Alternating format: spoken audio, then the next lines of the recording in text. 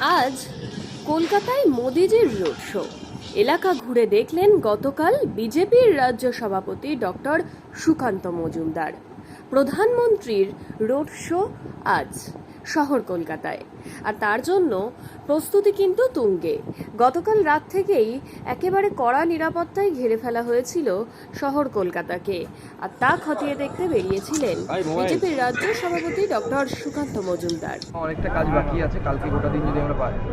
আজকে গোটা দিন আপনারা জানেন বৃষ্টি হয়েছে, সেই জন্য কাজ ধীর গতিতে হয়েছে। স্বাভাবিকভাবে আমরা যতটা টার্গেট করেছিলাম সেখানে অ্যাচিভ করতে পারি, তবে আমার বিশ্বাস কালকে ওয়েদার ভালো থাকবে। এখনও পর্যন্ত যা ফোরকাস্ট দেখা যাচ্ছে যে মেঘলা ওয়েদার হলে পরেও বৃষ্টি হওয়ার সম্ভাবনা নেই।